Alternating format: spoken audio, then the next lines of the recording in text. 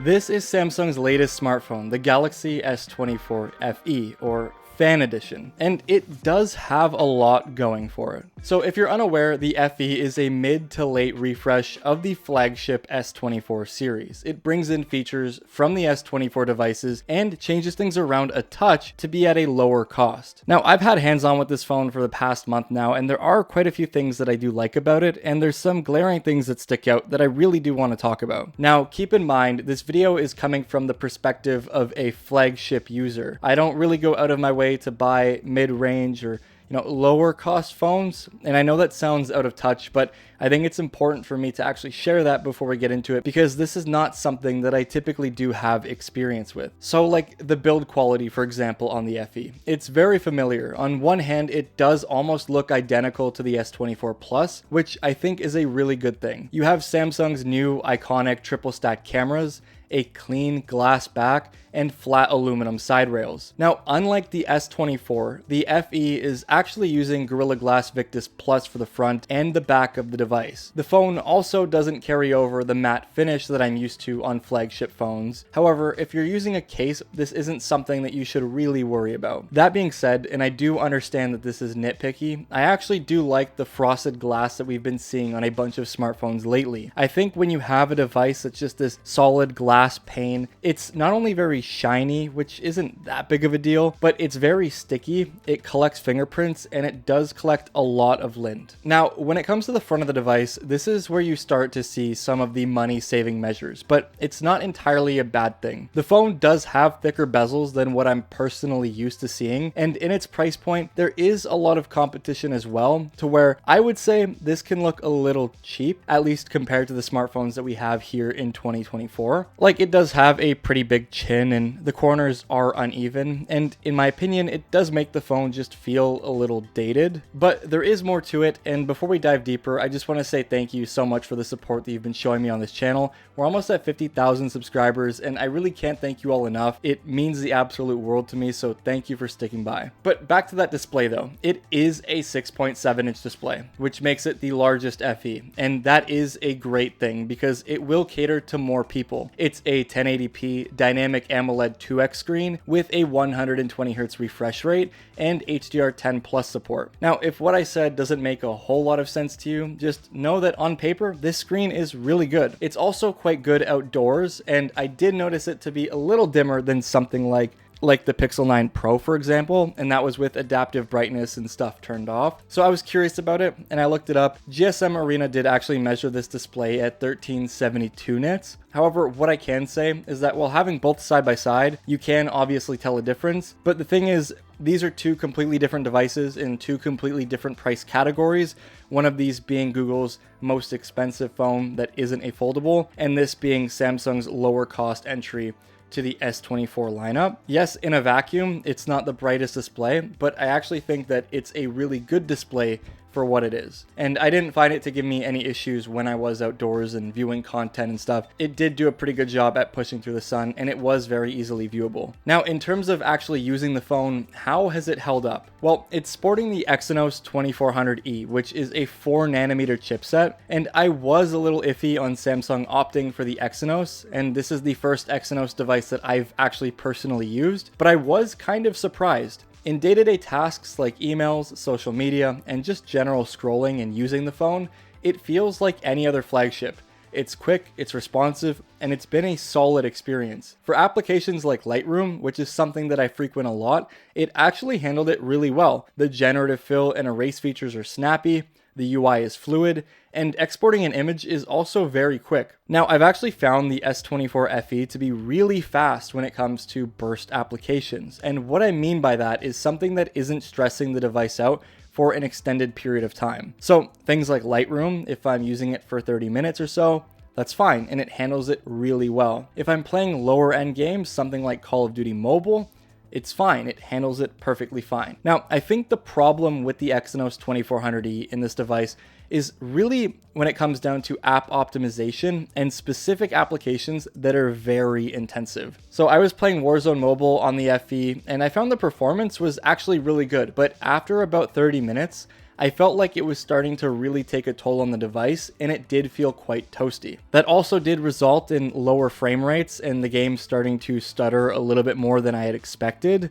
But I do want to stress that that's just Warzone Mobile, and in my experience from actually using this device, I haven't really ran into anything that's quite alarming. I've actually found the Exynos 2400E inside of this S24 FE to be really good. I honestly think that Exynos as a whole just doesn't nearly get the same amount of love or optimization the Snapdragon chipsets get, especially when it comes to gaming. And I honestly think that this just kind of creates a facade that these chipsets aren't powerful, but it's not true. Now that being said, if you're upgrading from the S23 FE to the S24 FE, the performance difference is insane. You're looking at like 39 to 70% depending on CPU or GPU tasks, which is a really big upgrade after only 1 year. Now, I do want to talk about the cameras before I talk more about the phone, because this is an area that I was the most curious about, considering that this is a mid-range phone. So there's a 50 megapixel wide sensor, an 8 megapixel 3x telephoto, and a 12 times megapixel ultra wide. On the front, you do get a 10 megapixel selfie camera with that hole punch cutout. Now, I don't want to pixel peep, because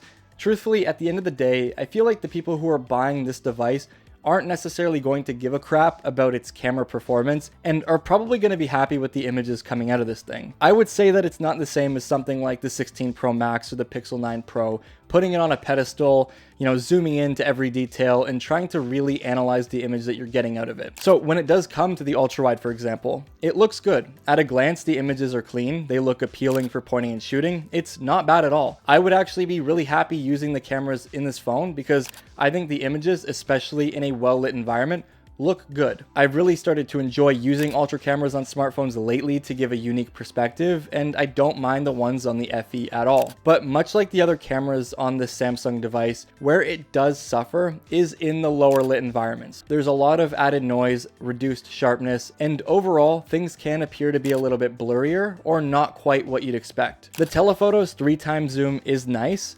I do typically lean more towards a 5x on a phone because I feel like it gives a nice separation and compression when shooting subjects, but I'm not complaining. I would say that on a sunny day or outside in general, you're going to get some really nice results. However, when you zoom in, you can see the limitations on the 8 megapixel sensor stretching its legs a little too far. I feel like it is somewhat overprocessed. It doesn't really give as clean of a result as I would have liked. And for me, if this camera was on something like an Ultra, I would say that it's a little more disappointing. But given that it's on the FE, I feel like a lot of people aren't even really going to be utilizing it over the 50 megapixel sensor. So I could give it a pass. I just think that as a whole, the camera system could do a little bit better in lower light environments. Back to the 50 megapixel sensor though. It is really good. It's solid, nice contrast, colors, handles dynamic range nicely, and it is pretty sharp. And for the most part, this is the lens that you're going to be using for 90% of the time. So I am glad to see that there is actually a really solid shooter. The results are very shareable out of camera. I do actually like Samsung's look, and there's not too much to complain about. Like I said, low light as a whole is something that can be improved, but it's fine. Keep in mind, if you're using this phone and shooting in RAW and getting the full 50 megapixel output on that sensor, you are going to get a better image. But I understand that pointing and shooting is most important. It's quicker, it's easier, and it doesn't require any work after. So when it comes to a point and shoot experience, I would say so far the FE is pretty good. Now, the selfie camera has been throwing me for a loop though. I am getting very exaggerated colors like greens on white walls, and my face looks very red when indoors. But outside on a sunny day, like I mentioned, it's a pretty capable shooter. And so this is what the front-facing camera looks and sounds like for video, just giving you an example of how it handles the dynamic range and stuff. Let me know in the comments down below what you think of the quality, both in terms of the microphone and the actual video itself. I think for most people, this is going to be fine. I think it does look pretty good. Obviously, it's not the highest resolution at only 10 megapixels, but for 4K video, it does do a pretty good job. And now this is what video looks like on the main 50 megapixel sensor at 4K 30. However, it can shoot both 4K 60 and 8K 30, which is impressive. I actually do think the 8K 30 looks really good once again outside in a bright environment, especially for an application like this. Since the pixels aren't being binned and you're getting the full output of the sensor, it's actually harder for light to enter. If you're using the 8K 30 mode indoors or in areas that don't have good lighting conditions, it opens you up to a lot more noise, and it can actually give you a worse looking image over 4K 30. So if you're shooting video on phones, I feel like using 4K 30 is probably the best bet no matter what. It's what I use. Not only is it a smaller file size, but it also opens the sensor up a little bit and allows more light to pass through, giving you ultimately a better image, especially in lower lit environments. And low light is important because I don't think many of you are taking photos outside on a bright sunny day every single day, especially now that it's going to be winter soon. Now, the battery on this phone is a 4,700 milliamp hour cell, and has honestly performed similarly to flagships that I've used in the past. I haven't done any kind of drain test, but from carrying it alongside my iPhone or my Pixel, nothing has really stuck out, and it's been pretty fantastic to say the least. It does also have up to 25 watt wired charging support and 15 watt wireless, and the phone also does have reverse wireless charging, which is really nice if you have a pair of earbuds that you're trying to top up when you're on the go. The speakers are also pretty good, but I was actually more impressed with the earpiece speaker. When it comes to the call quality, not only in terms of reception, but the actual sound, it is very good. And I was looking for areas in which Samsung would have cut corners, but this just didn't happen to be one of them. I was actually impressed. But yeah, the reception in terms of 5G, in terms of Bluetooth 5.3, in terms of the Wi-Fi speeds, it is really good. However, it is actually missing Wi-Fi 7, which at the end of the day isn't really a big deal. 99% of you probably don't even have a Wi-Fi 7 access point. Even smartphones like the iPhone 16 Pro Max, I find don't play well with Wi-Fi 7 access points, despite actually supporting Wi-Fi 7. So I just think it's something that doesn't really matter at this point, but it's always something nice to see on a smartphone, especially since this is going to be a future-proof device with 7 years of software updates. And I guess going back to that, like I said, solid display, nice build quality, great performance. It really does feel like it can stand the test of time. And I think all of that makes the FE a pretty good value. Sure, it might look a little uglier on the front than something like the iPhone or the Pixel or the S24. It doesn't really matter though. The experience with the phone has been fantastic. And like I said, Samsung offering 7 years of software updates isn't something that's too common with phones that are priced in this range. And it's not something that's entirely common with a lot of other manufacturers either. The FE also does support Galaxy AI, which is nice because you get features that have really only been common in flagships like Gemini. And like, I don't want to be cynical here, because at the end of the day, I think that if you were to buy this phone, you would actually be happy with the performance and feel that you're getting out of it. And I think this is something that could last you the 7 years that Samsung is gloating. It's just that now this starts at $50 more than last year's FE.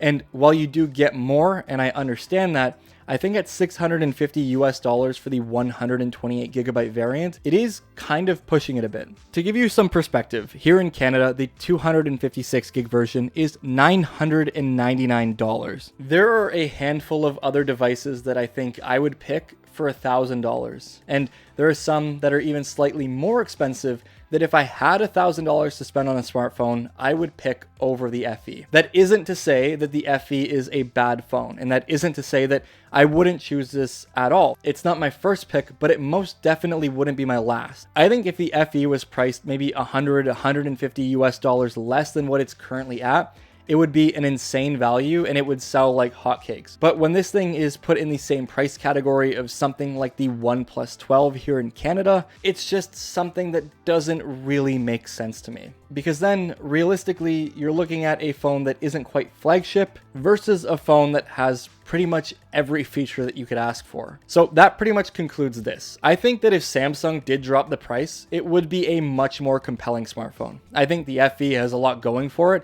and I think there's a lot of people who would be interested in this device. Because at the end of the day, the FE is a solid phone for those who are looking for something that isn't quite flagship or don't want to spend flagship cash on a smartphone. So if you've watched this video all the way through, go ahead and drop a money bag emoji down in the comments below. I'll see you all in the next one. Don't forget to like and sub on your way out. Peace.